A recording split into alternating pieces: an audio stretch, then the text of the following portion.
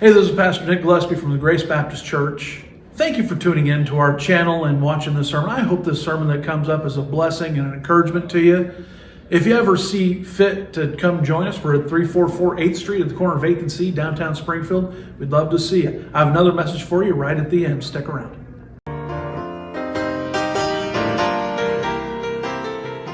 All right, let's go ahead and take our Bibles, if you would, please, and turn to Ephesians chapter 4. As the junior church is dismissed. There you go. All right, let's pray. Father, again, we're thankful for our time. Lord, help us to make the time count, help it to matter. Of course, you know it does, but Lord, help us to be effective. Pray you to clear my mind, clear our hearts, and Lord, help us to learn. In Jesus' name we pray. Amen. So, like I said, the sermon's going to be purposefully short today. It's Mother's Day. Happy Mother's Day to all of our mothers in church. And, this I want to speak to all ladies on this one.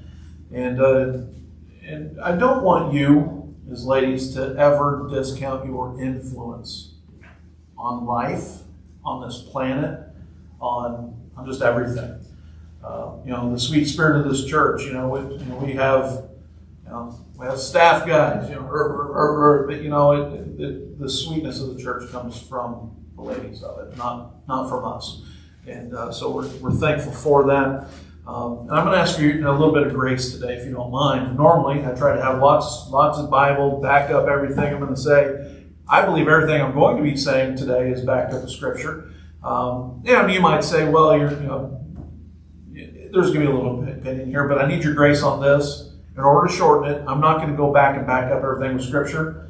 If you have a problem with anything I say and think it's not scriptural, then I encourage you, then Matt will be available after the sermon. Sit right over there, go talk to him about it, and just let me be. Better yet, if you think that none of this is scriptural, actually I think the thing to do after this one, go talk to Lisa.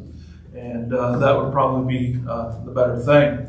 But Ephesians chapter 4, let's pick it up here in verse 28. It says here, let him that stole steal no more, but rather let him labor, working with his hands the thing which is good, that he may have to give to him that needeth. Let no corrupt communication proceed out of your mouth, but that which is good to the use of edifying, that it may minister grace unto the hearers. And grieve not the Holy Spirit of God, whereby ye are sealed until the day of redemption, but let all bitterness, wrath, and anger, and clamor, and evil speaking be put away from you, with all malice. That's an excellent step there. That's an excellent. It's Scripture, though, so it's great advice, right? I'm sorry. Man, you see, Clay's on top of it. And be kind one to another, tender-hearted, forgiving one another, even as God, for Christ's sake, hath forgiven you. What a challenging portion of Scripture. To take that to apply to our lives. When we're talking about how we conduct ourselves, could we do any better than the end of Ephesians chapter 4? And how many of you, after I say Ephesians 4:32, what's the sound that you make? Yeah, see? That's been stuck in my head all week, so thank you for that. And but it wasn't until after Eve that it was proclaimed that creation was very good. The woman is the pinnacle of creation, and when I say last thing created, give me a little bit of grace there. The last person created, the last thing that was ever created was a woman. Nothing more beautiful in creation than a woman. And you have to understand, ladies, we are just obsessed with you from day one. And now sometimes some people don't handle that well. We get that. And so nobody's excusing that. But you just have to understand, we're obsessed with you from day one. And it continues from the day we're born until I can account for when you're late 49. Can't account for 50-year-olds or anything of that nature. But Joe, are we obsessed still? Have you in later stages of life and older? Okay, there we go. So we said, nothing, is beautiful in creation as a woman, but conversely, nothing can be as potentially ugly. We use what story I'm about to tell those of you who've been here for a long time. We had that woman come in and, yelled at me during church or whatever, and then started going to the other side and decided she was going to be in with the kids' class. You were teaching that, right? And so this lady just sat down right in the middle of the kids. I'm like, well, we can't have that. And so I went over. Did you cover? I can't remember how it worked. No, this was during Sunday school, wasn't it? No. It was church. Okay. And so I went over, I'm like, lady, you can't be in here. Now, if it was just it was one of you, you get it. You follow your kid wherever you want in church. Ladies, you can go sit in on a class if you want. I wouldn't, but whatever. But when you have some random woman coming in who's obviously, high, you don't want them sitting in with kids. So I went over. Matt's kind of dumbfounded because he's like he was over there. He didn't see the beginning of it, and so lady, you just got to go, and you got to leave. And so she started going off on me there a little bit. And as I'm walking off, I do in my dismissive way. I said, "Hey kids, remember the statement? Don't do drugs." Oh, that set her off. I'm not on drugs. Which made it even more apparent that she probably was.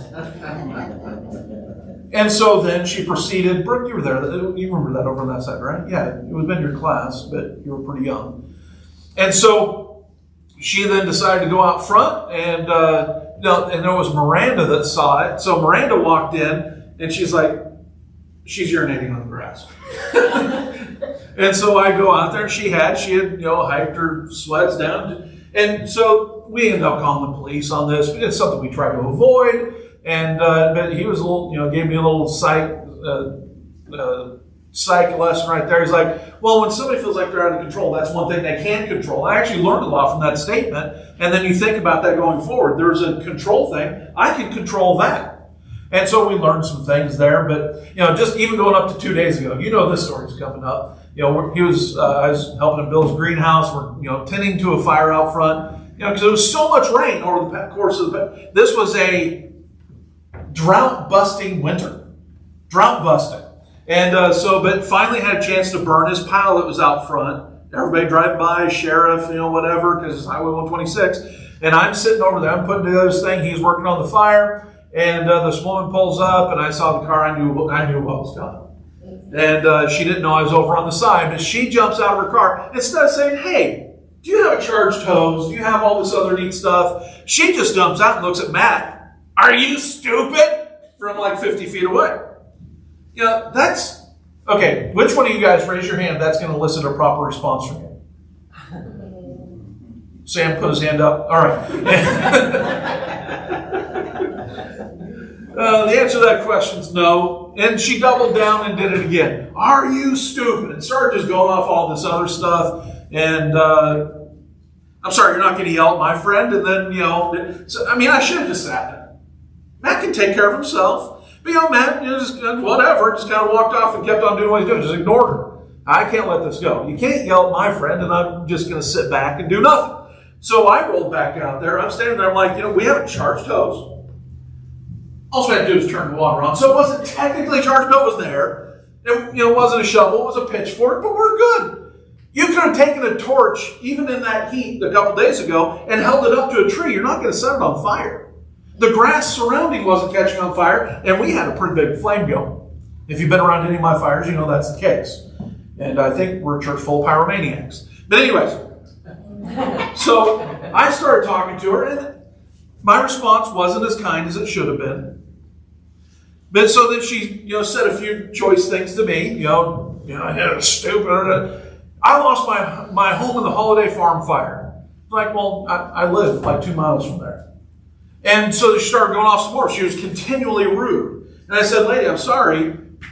That's your trigger, and your trigger can't be my concern. What we're doing out here is perfectly legal and perfectly safe. I was worried for the first couple seconds. I'll be honest with you. Because all those needles just also, whoo. But I would characterize that person as ugly, wouldn't you? Yes. And but a weird version of feminism has pushed itself into our society. And what we've done, and this is the title of the sermon, just to be catchy, we've allowed them to steal our women. We've allowed it. Now, luckily, as I look around this church, that isn't the case here. Divorce rates have skyrocketed. Less people are also getting married. Women are initiating right now 80% of divorces, and largely because they're not happy. Duh. You try to do it the feminist way, you're not going to be happy. It's the promise of initial happiness. That's what Satan does, right? Hey, if you but worship me, I will give you all these kingdoms. Right? If you will just cast yourself off, then I could, and he reminds you of Scripture. Even the angels, God said the angels will protect you if you jump off the pinnacle of this. And Jesus said, don't tempt me. Don't get me off track. And so this morning, I'm not passing off blame. I blame men for the predicament our society's in. You catch that, right? I blame men. But women could be doing more. We claim to lead when she lets us. But where we may lead, women have so much influence. Women have the power. I claim all I want to leave my home. You come to my home, it's a sweet place. Why? Because of Lisa, not because of me. I think the same could be said for probably all of us. And also, I want to say this before we get into some of the body. Like I said, we're still short. I would never disparage a single mother. When some of these things I'm going to say, you're saying, oh, a single mother, I had no choice. I'm not talking about you. My mom didn't have a choice. Didn't have a choice. Her husband left. What is she going to do? I was raised by a single mother, and I respect it. And but everybody, I think, in this room would agree that we want better for our kids. When I speak about divorce, I'm impressed. You're divorced. I'm not preaching at you. But you would agree if you've been through a divorce, you don't want your kids to go through this. And so that's why we're still going to talk about it. And maybe one day I'll preach a sermon full of something like that without apologizing for half of it. I want you to catch this. It's okay for you to want to be a stay-at-home mother. Perfectly okay. I don't get how, there's a little bit of disrespect in society to a stay-at-home mom. Well, you don't work. No, you work. You work. You can do it. Lisa grew up wanting to be a stay-at-home mom. I grew up wanting to marry somebody who would be a stay-at-home mom. After we were married, actually even before, we were married at 18 and 17. I was fine with it the entire time, but Lisa is a little bit more understanding of her parents, not being real easy with an 18-year-old taking their 17-year-old daughter across the country and moving to New Jersey. I think at that point I've already proven myself, but probably for the parents of a 17-year-old, I don't know if you've ever proven yourself enough. I wanted a certain thing. She wanted a certain thing, so we did what it took to get that thing done. I worked at Bob's Burger Express, which was Griff's Pub there for a little bit. It's been 15 different restaurants over here. I spent years in that building over there, but it was Bob's Burger Express. And then I went off to college. Remember Lower Columbia College? I was going to go wrestle. I had a Parsons scholarship there. Got there. I was there for 4 days. I'm like, what am I doing rolling around with sweaty guys when I could be with Lisa? Why am I up here? And if you know my story at all, I didn't like wrestling. I was just good at it, good enough to get a scholarship, but I didn't like it. And when you go from one level, when you go from high school, you can test this better than anybody. When you go from high school to college, you go from we play for fun, now it's a business. And it loses it. I don't get that. Like when I see people in college and high school, or anytime I see somebody doing this on a football field, I don't get it. I just do not get it. Oh, that's a signal for get somebody in for me. I want to be in every play. When I did in high school, it didn't make that sound. And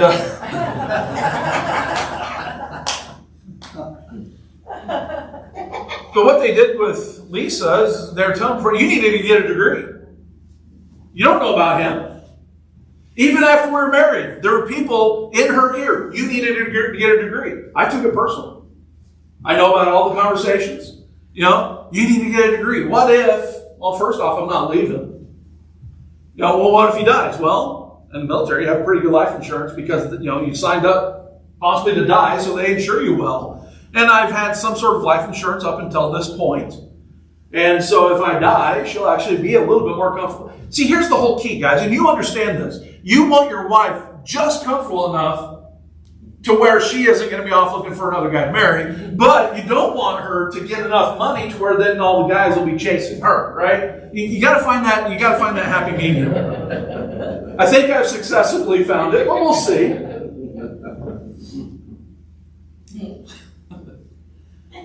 But I took it personal. I'm going to take care of my wife. Gonna. And so I want you to do me, just mentally stop and just take a look around. Just look at, like, even in this church, a lot of people have pulled it off, and a lot of people have pulled it off and done very well. We believe this thing that, well, no, you can't pull it off unless you have 2 careers. No, you can pull it off. You might not be able to drive the cars that you see pulling in the parking lot this morning right away. You know, you see me with a Corolla, but man, you don't see that old Caprice that I drove. You don't see the 8 or 9 cars that I was given at certain different times because people felt sorry for us and the cars we were driving. You don't see that part. You don't see the trailer that Lisa lived in. But you know, when we moved there, I said, Lisa, we're gonna be living in a trailer. She said, will you be there? Will we be together? Yes, all right, let's do it. You know, and sometimes it's setting those things up. 18, 19, 20, whatever the case is, you're setting up for life. And so you have to do what it takes. It came to a point where what I had to do, what it took, was me joining the military. I was about to say, I was working at Bob's. You know what? And then off to college. I'm sorry. So here was the whole progression. And so then I came back. I wasn't going to go back to Bob's. Fast food is a tough place to work. Tough. So much drama. So much, you know, people calling off, and they're calling you at home and all sorts of neat stuff, you know, trying to get you in there. I'm not sure it's still the same way. That was that way 40 years ago when I worked there. 30, whatever it was. And so then I started working at the Texaco on Main Street, which is now Chevron, I think, which they changed brand Shell. And that was kind of nice. For a few extra bucks, people come in for tire repair at a gas station. We'd stick one of those plugs in, pull it out, charge them $5, and that's when you could go across the street to Wendy's, get 2 junior bacon cheeseburgers, a fry, and a drink for under $5. And all it is repair a tire. And you say, well, that's stealing. Well, yeah, kind of. You know, I shouldn't have done that. You know, maybe I'll send them a couple bucks at some point. It didn't happen very often. And, but, you know, that's what we would do. But it came to a point where I realized, you know what? I can't support Lisa and work at Texaco. I can't support Lisa and work at Bob's. What do I have to do? And to my, you know, I haven't had a rough life. So the hardest thing I've ever done in my life was stepping on a plane, heading to basic training. Toughest thing I ever did. Because, you know, I knew what that meant. Stepping on that thing means 6 months away from her. But it meant I could provide for her for life. So it can be done. And if you look around at the people, you just look around in this room. People do it. People do pull it off. And it's almost as if God blesses them. It's almost as if. Here's my opinion. You can go ahead and get mad at me at this if you want. Career or no, I'm against dropping kids off at daycare by choice. 100%. I remember when I had my route at Centos, that I was at one of my stops was a daycare place. Now, you know, so I'd go in, I would be in the bathrooms, I would be swapping out paper, doing all sorts of neat stuff. But did you hear what I just said? The delivery guy from Centos was in the bathroom swapping out paper. Was around all the kids swapping out carpets. Well, the teachers all have a background check. Does the Centos driver? See those kids coming in, see them crying? My life has changed. I walked out of there, I was like, ugh. Now, I'm not saying there's some people there that don't have a choice. I'm not talking about that at all. But I am talking about those ones that do. No. I am against that. And you can go ahead and argue with Matt. Don't argue with me. Go ahead and argue with Matt about that one. I'll leave it to Chris. You can stay up here after church service. You agree, you know. But let's do this. Let's always be a church that proclaims that it's okay to want to grow up and be a mom and a wife. It's okay. And I'm not saying that, you know, to do that, stay-at-home mom, that you can't be an entrepreneur, that you can't do anything to make money, that you can't be any of these other things. Do whatever you want. You can pull those things. Matter of fact, it's even easier now. The feminists tell us, I'm not going to answer to any man, I'm going for a career. Well, in your career, you're going to be answering to somebody. Instead of, you know, married couple answers to each other. Lisa answers to me. You know, I answered her too. It's not a one-way thing. But, you know, you and I have talked about this. I can't fathom me wanting to go on vacation somewhere. We're ready to go. I've taken the time off, and all of a sudden my wife's boss calls and says, like, she can't go. No. Let me go through the room, see who's okay with that. You okay with that? No. But that's just kind of a philosophy, right? Now I understand there's some people that can't do that. No, don't. But you're always going to answer to somebody, unless, matter of fact, I mean, the whole thing is, do you really feel like if you look at our house that Lisa's answered to me ever for anything? No, we're a team. Women, I'm going to ask you today to embrace your nurturing nature. Embrace it. I have a slide here. Let's pull up that first one. You may have seen this trend. I'm going to use it myself. Here, you see the guy right here that you think that Lisa loves, nurtures, and protects. You know? Macho tough guy, right? That's what I am. That's not the truth. And she knows this. Go to the next one. That is the one that she nurtures. That kid.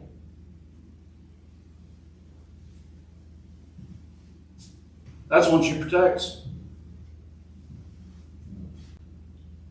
I don't even like the picture.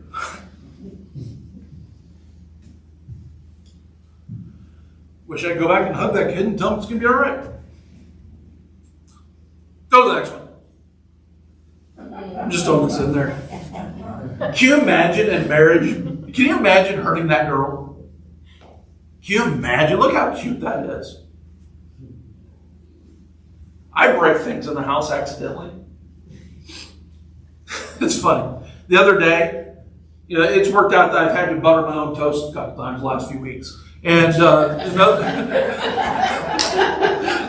a completely, it's a new thing. Okay, I need to explain this now.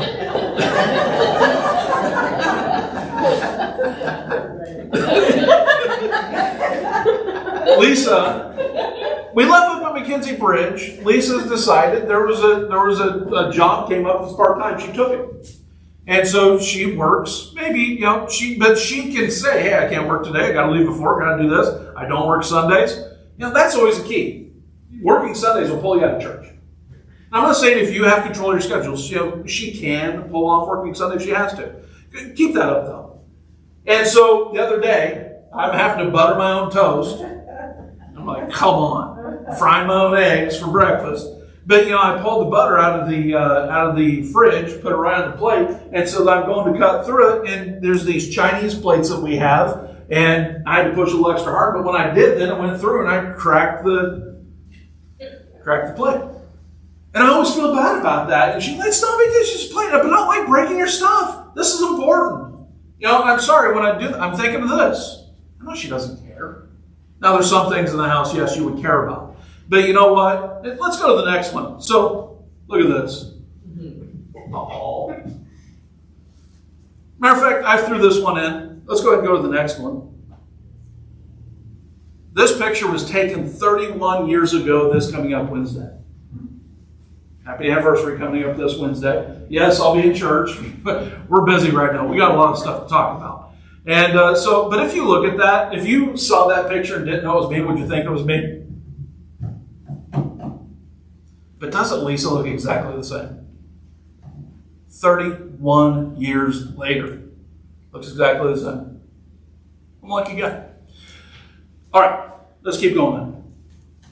See, I needed a woman. I needed a woman's influence, and I always had it, and it's something I'm thankful for. I had a conversation with a guy named Michael Jackson this week. I went to high school with a guy named Mike Jackson. Matter of fact, we went to high school with two Mike Jacksons. Two Mike Jacksons. But this guy, we didn't like calling, you know, he was a wrestler, he was a football player, so he didn't like going by Mike Jackson back in the day because, you know, the implication of the one glove wonder and all that. And so he actually started going by Bo. Now we call him Bo Jackson because that's a name, you know, that's a dude, right? And so even up until today, he still goes by Bo. And so ran into, you know, when we started a roofing company, and he's been a roofer this entire time. Owns his own company, and but he does all his own work. Our lives have gone kind of different directions. It's been a little bit rough. And yes, here's where the point where you say, well, if we have a Bible yet today, we had it at the beginning, we'll have it one more time, just give me a break. I talked to him on the phone. He said, you know what? We're talking on the car, in the car on the way in, and he talked about how, you know what? And he talked about us, 31 years, you know, We may not have the biggest houses. We may not have this. We may not have that. We have that. But you know what we have is worth so much more. He's talking about a relationship. Embrace who that person is on the screen. The next time you're deciding you want to be mean to your spouse, picture that 4-year-old. Picture that 2-year-old. Can you really be mean to that person? You know, I'm not mean to Lisa. She is never mean to me. She's not a mean person, ever, to anybody. Now, I can be mean if you come up to me and say, you know, are you stupid, or say it to Matt. I'm going to be mean to you. You know, that happens. Lisa, no, actually, I think in that case, Lisa would be mean. There's been a couple times she stepped up to my defense, and you kind of heard, well, she didn't yell, but very succinct. I'm going to throw out a couple other statements that I'm hearing lately. Men can't handle a strong woman.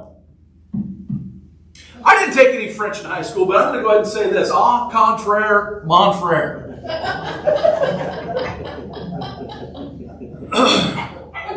You know, men, for the most part, love strong women, but it's the abrasiveness that we can't handle. Never mistake abrasiveness for strong. You ladies in this church, you're some of the strongest people I know. And yet, abrasive isn't part of it. You know, you see, people can't, men can't handle strong women anymore. Well, we don't want to deal with a career woman that's the most important thing in their life. Yeah, I'm sorry, that's just the case. There's some people that like that. Find that person that likes it, and you're golden. You'll be happy, right? So Ephesians 4:32 says this. And ladies, this is huge. Be kind one to another. Is there anything so kind as a woman?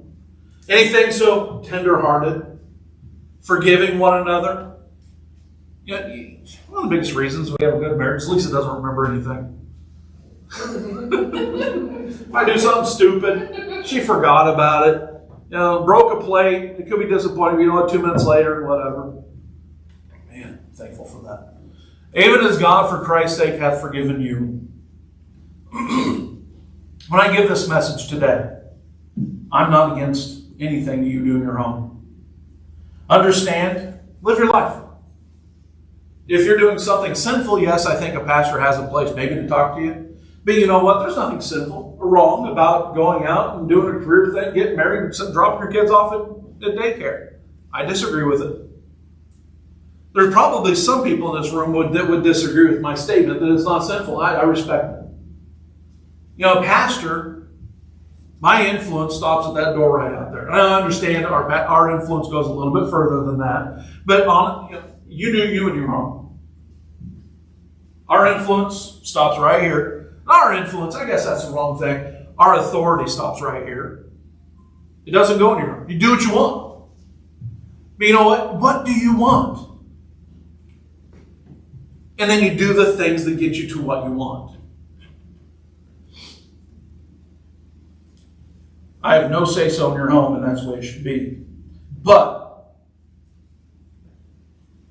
I'm going to ask you to embrace the feminine. This world needs it. Back in the day, Paul Harvey, I don't know if some of those old-timers, I'm going to ask somebody, Gavin, have you ever heard who Paul Harvey is? Yeah. That's an old name. Missing out. Well, none of the young people would. Google it and listen to it. Anyways, we used to have every day on the radio. Back when we used to listen to the radio because you were just listening to what was forced onto you. That's part of the thing. I hate commercials so much. I always have. I just hate them. Hate commercials. You ever try to watch something on YouTube and it says skip in 15 seconds? No. Back. I'm done. I'm not going to watch it. Matter of fact, if I pull it on my TV because I want to watch something, then skip in 15 seconds. Back. Select again. Skip in 5. I can do that. Skip, back, whatever. And I would rather spend 20 seconds going backwards, reloading, and then watching the video than 15 seconds. Or you pull off my classic move when it's an unskippable video. I ain't going to watch it.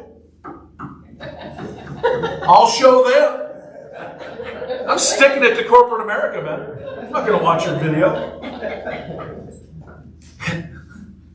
See, this is what you were scared of. The outside that. Here I am. I'm mad. I'm trying to work on a dishwasher. I'm trying to figure it out. I'm laying sideways. I pull up my phone and Google how to fix a GE 365F. Type all this stuff in, and you're all that. All of a sudden, here's a video for what you said, Trick. I don't even know either. If you have plaque psoriasis, and I'm like,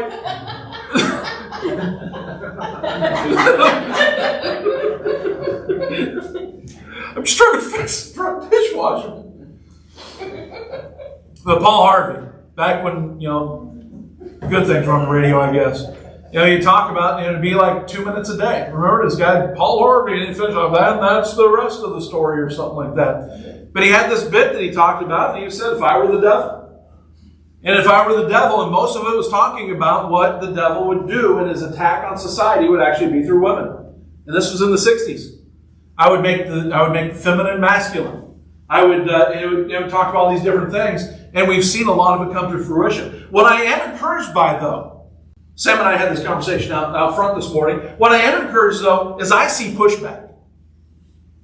We're talking gloom and doom, feminism. No, I see pushback. I see people pushing back to traditional values, to the things that really matter. I think we're starting to learn. Now, big home, nice cars, we're all for it. Everybody's for it. But if we have to sacrifice certain things, we're not going to do it. And I think I see a return back to that. I think I see people, if you use the term, I don't use the term woke, but waking up to the thing, and wait, I'm trapped. I don't want to do this. And I see people seeing that and pushing back a little bit. And I think it's when things start going bad, we start to see, people start to put things together. It's just that if we didn't have to wait until things got bad to do it. Go back to that picture of me and Lisa, if you would. Right there, we had such an advantage. Together since we were 15 and 14. You look at those two people, are the only people those two people have been with. And if that be the case, your chance of divorce are only 5%. But if you look at those two right there, that picture represents the second most important decision anybody will make in their life. Who you marry. You got to get it right. And those of you that are divorced, you say, yes, you got to get it right. You got to get this right. And if you don't, there's always a plan B. There's always a plan C, there's plan D, there's plan whatever. My mom's first husband died.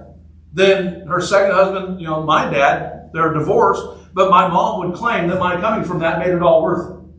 So there's good in all of this.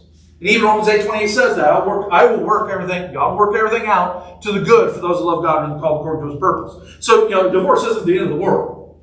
These different things aren't the end of the world. But that is the second most important choice you'll make in your life right there.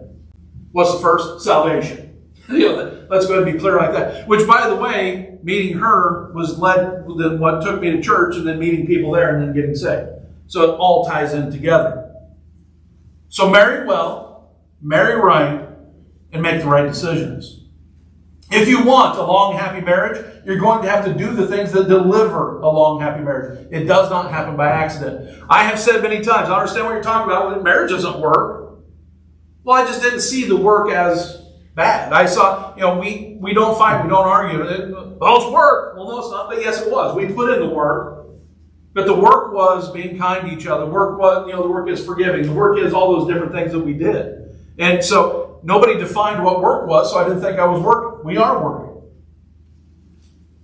It's getting harder to keep your influences right. I'm glad I'm not growing up right now. I don't envy you young people. Ladies, it's going to be hard for you to find a man that isn't hooked on porn and chatting up women all over the place. It's going to be difficult. I'm sorry. But at the same time, men, it's going to be difficult for you to find a woman not doing the same. It's going to be difficult. The average intimate partners right now before marriage for somebody is 4.5. And that is a recipe for disaster. We're too quick to intimacy. I've used this so many times. Sex is great in marriage because what it does, it makes you look past the red flags. It makes, okay, so she has this annoying habit, I'll put up with it. He has this annoying habit, but I'll put up with it. That is not a good thing to do while you're dating. Because when you're dating, well, he has this annoying habit, I'm just going to put up with it. And dating is not good. I see this red flag in her, but you know what? We got this going on, I'll put up with it. Because marriage then changes everything. You wonder why things start going haywire when you get married? Because all those red flags that you ignored, all of a sudden when you say I do, I'm in a committed relationship, this is for life, I just said it out of my mouth, till death do us part, and all of a sudden these things become a reality. Oh wait, that annoying thing that I noticed 3 years ago, now it's a problem. You know, I always wondered, I did a wedding on the other room over there when I was 16 years old. I did a wedding in this building. You all know that?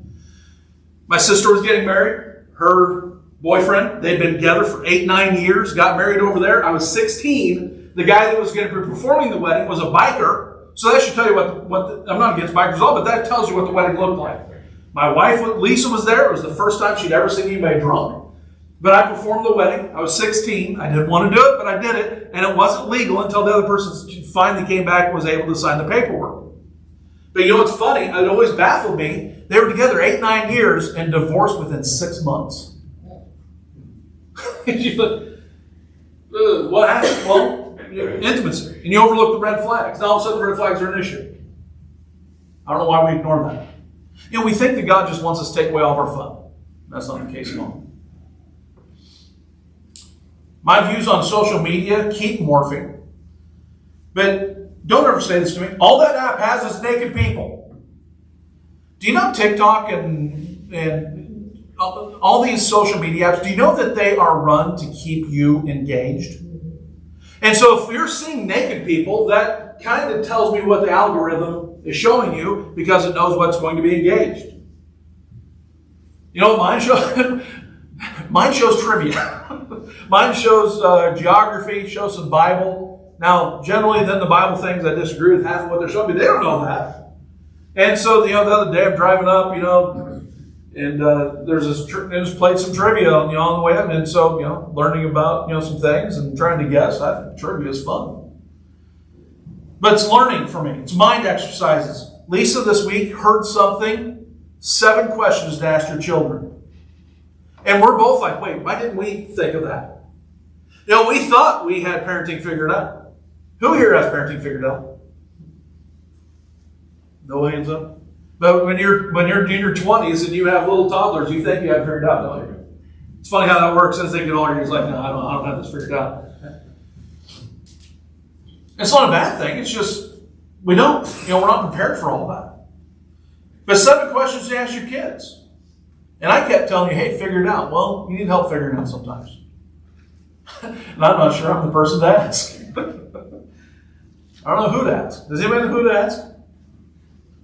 No? Nobody.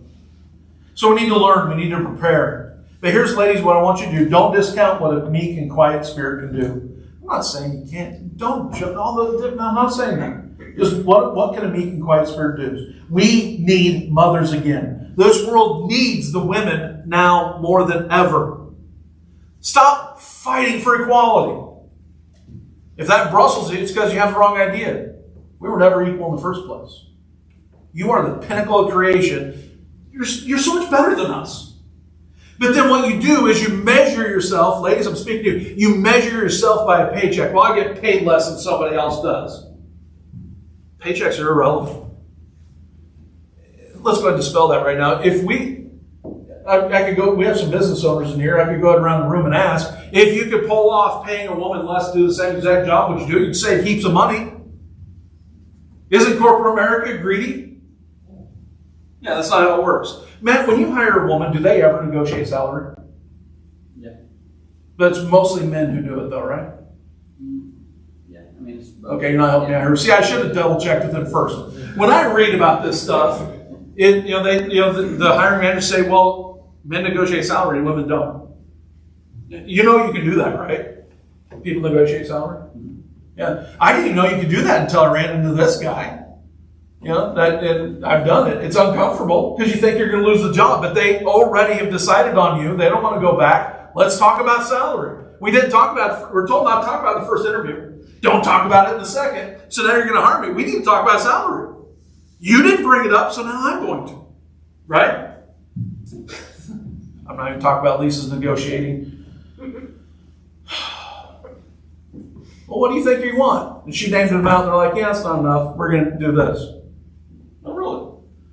I became a house husband this week, man. Butter my own toast, I'll do that. No. But I told her, if they ever disrespect you, you're gone. We don't need this. Having a few extra dollars is going to be nice, but something to do sometimes. But stop fighting for equality. You are the pinnacle of creation, and start realizing it. You are a woman. You don't need to be downgraded equal to a man. As I said, I've been encouraged. I see a resurgence of traditional values in the home. But here's the thing. They're not as loud as the ones wearing the hats that are shaped like genitalia. Those are the loud ones. That's what we think the future of America is, and it isn't. I think people are growing up and seeing that and saying, that's pretty stupid. I don't want to be like that. I don't want to be vulgar. There's vulgar people out there, and there always will be. Listen, I have to reach the next generation in Springfield. We have to do it. We have to. We have to. We're not quitting. We're pushing ahead. We're going to do what it takes. And that starts by reaching them, and we're going to do it.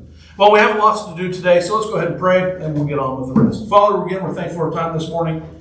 Lord, we love you. We're thankful that you gave us Congratulations. You've endured to the end. You made it to the end of the sermon, and I'm proud of you. Hey, my number's at the bottom of the screen here. Text me if you need anything. I hope to see you here sometime. Have a great day.